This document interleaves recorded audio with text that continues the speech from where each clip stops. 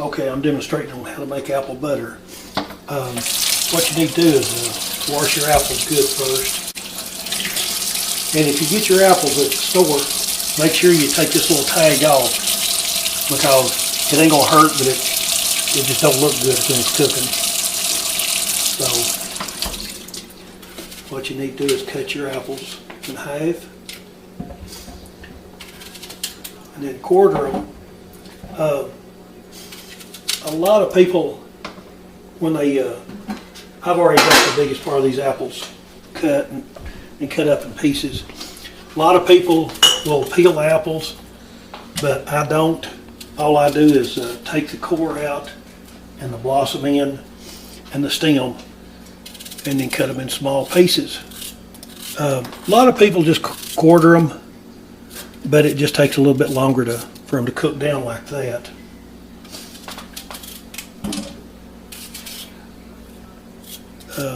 I've saw my mother take and peel them, core them, and we always take the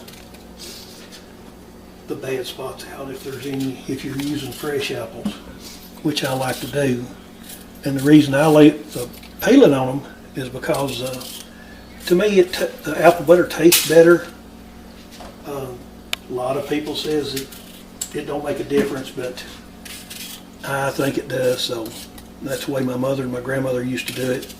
Leave the peeling on them. So, and the core, it doesn't matter, because when you run it through a sift, it's a strainer. It's going to take all that out anyway.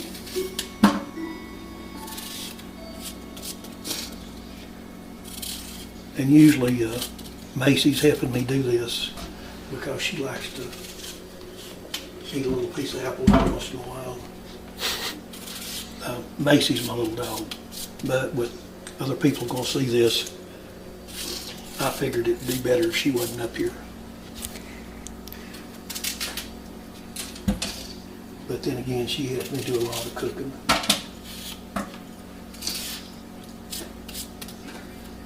I know Tyler, Neil, and Carolyn don't appreciate that, but I mean, what they don't know ain't gonna hurt them.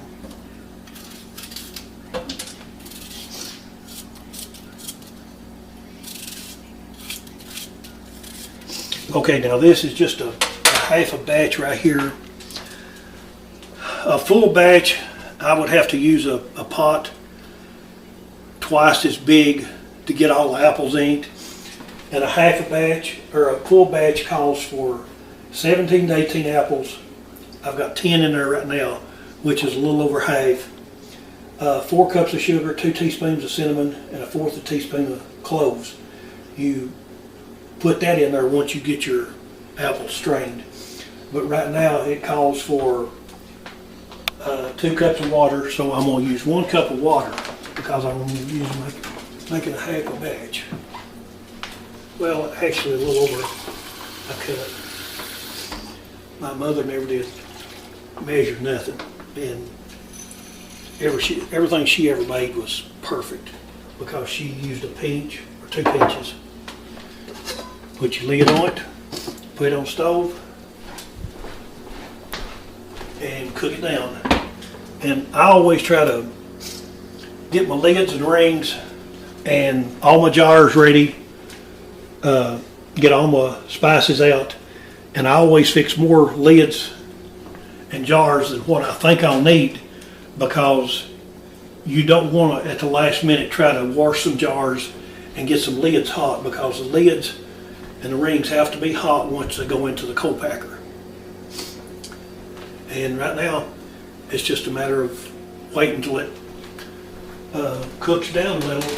And what you want to do is, you don't stir it that often, but you stir it enough just to keep it from sticking to the bottom. And what I'm talking about stirring is just the bottom. And oops, I didn't want to do. I might ought to cut that one up.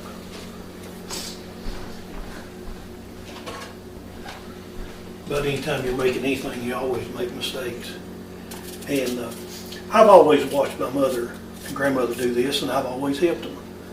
I didn't realize I'd watched them as much as I did, because this past summer is the first time I've ever made apple butter by myself. And from what everybody says that's eat it, they say it's really good. So I must have watched my grandmother more than I realized, because I think it did turn out, and I hated doing this stuff when I was growing up, but I enjoy it now. So now all we gotta do is just wait. If you'll notice, I only put a cup of water in that a while ago. Before it cooked down a little, there was quite a bit of water over the apples, and now it's cooked down a little bit more. So now what you do, you just dip them off into this strainer.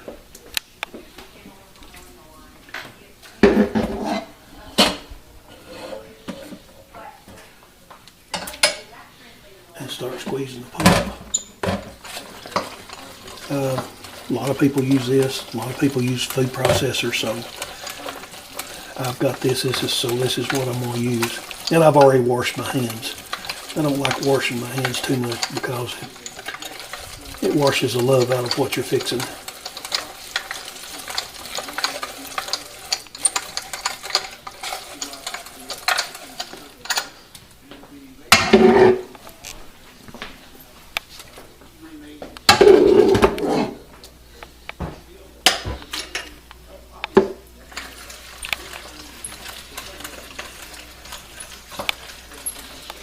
You can see that when I'm using this strainer, it's squeezing everything through the bottom of it, and all that will be left is just some of the peelings, because the peelings are going to be soft enough that they're all mushy too.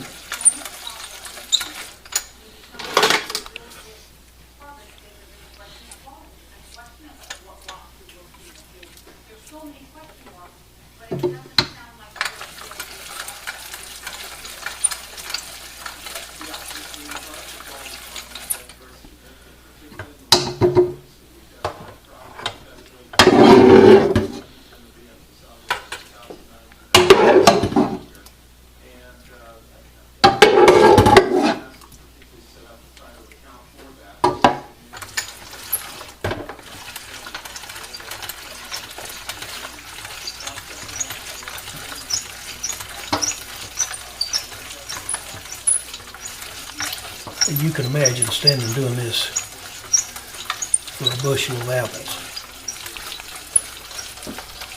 And when my mother was doing this, she did it on a wood cook stove.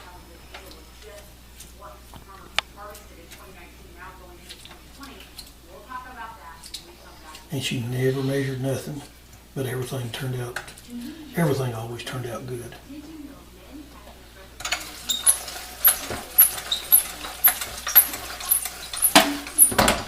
There's not that much left in here, so what I'm going to do is just turn this upside down.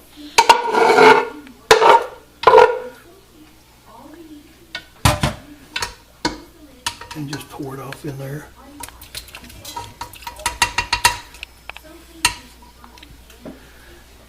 And you want to get it all, because I'm going to use this same cooker for when I start the next process.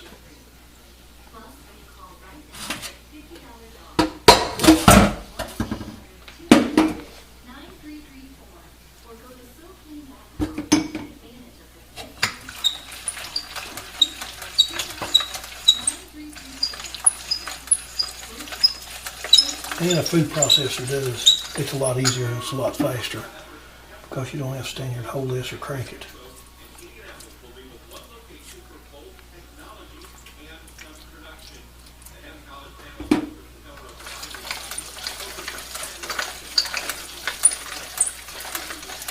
And I'm using Gala apples. This summer when I made it, I used fresh off the trees. A friend of mine had some Gala apple trees, and he gave me several apples, and that's what I used. You don't want to use too tart an apple. You don't want to use too sweet an apple. That's why I'm using Gala. And you can pretty well tell when you've got all the apple off this.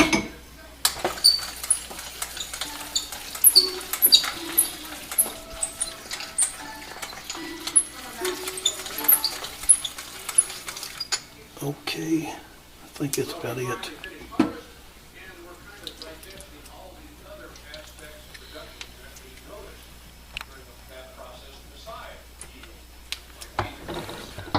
Okay, so what I'm going to do is transfer this back to the pot.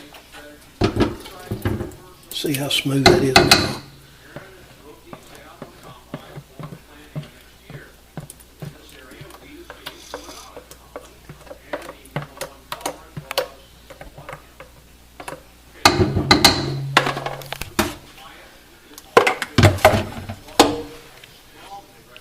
There's not much difference in apple butter and apple sauce.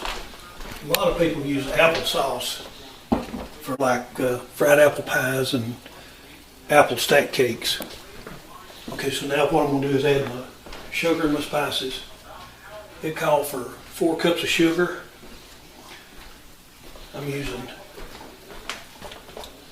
a little over 2 cups of sugar because I've got a little over half a batch here. Well, I got the stove too hot, I guess. And I try to measure all this stuff pretty well closed because I've never made it until this year.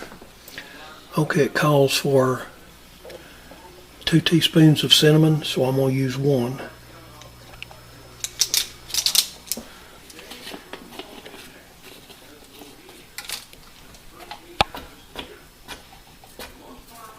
And I usually put a little bit more than a teaspoon.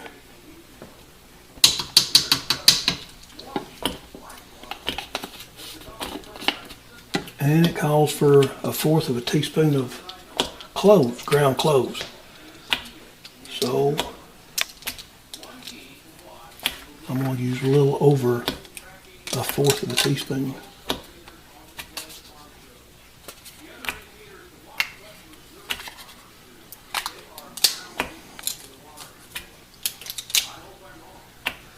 A little over a half.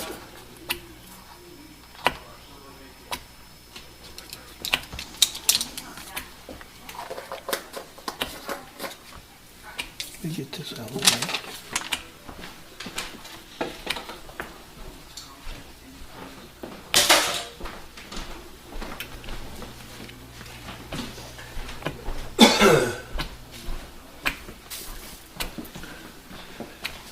Now just put it back on heat, medium heat.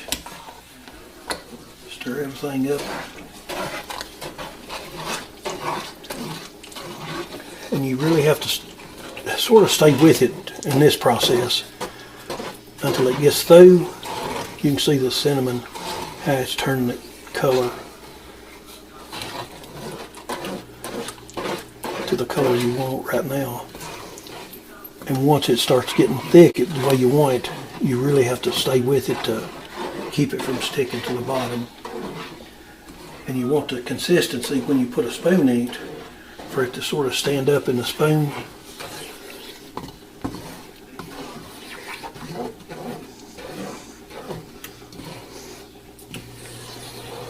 I wish that was smell vision there. That smells so good.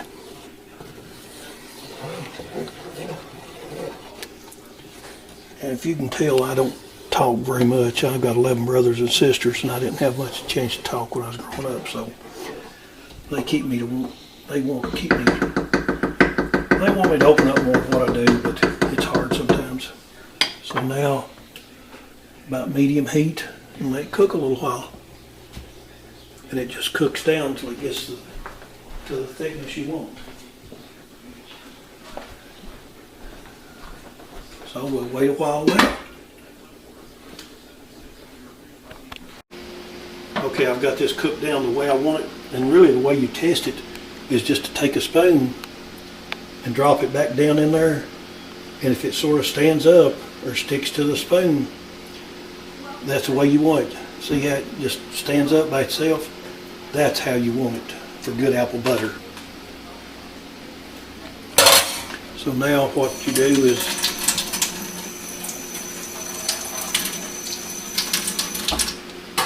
get your lids, which is good and hot.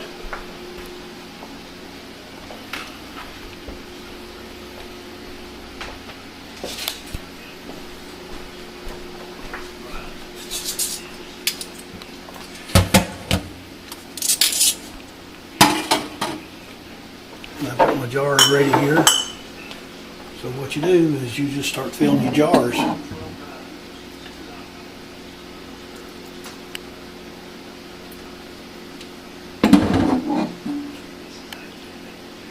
And you fill them up to about where the neck is, because if you fill them too much more than that, they won't seal right, and sometimes they'll blow out, and that's about how much you want in each jar. And you got to be careful because this stuff is hot going into the jars.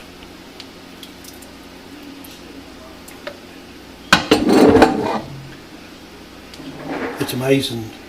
Just started off with apples just a few minutes ago, and now you've got this apple butter. It's just so good.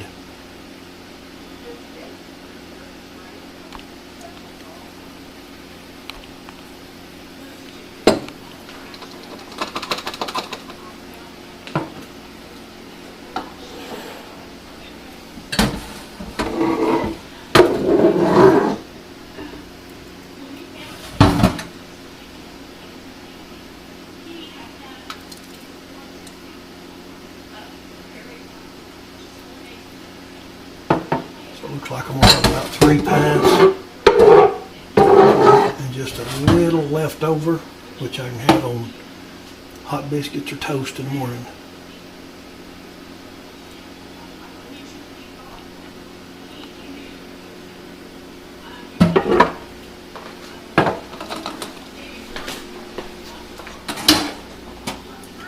Now you have to really be careful here because that water in these lids are hot.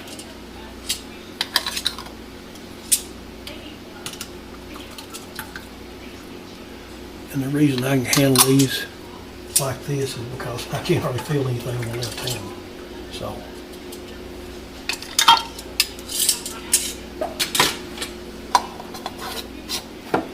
and just tighten them down snug.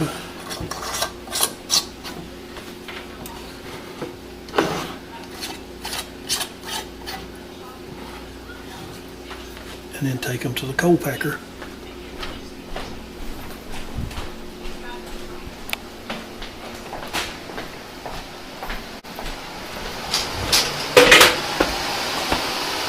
And this water needs to be either a rolling boil or real hot.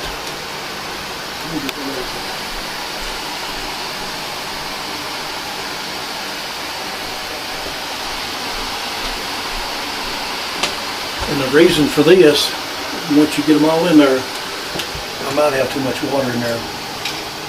You drop them down in there, and the water just barely needs to cover the top of it.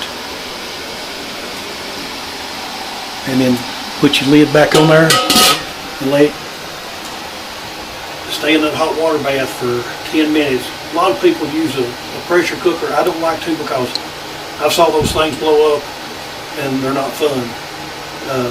But I always use a cold packer on everything I do.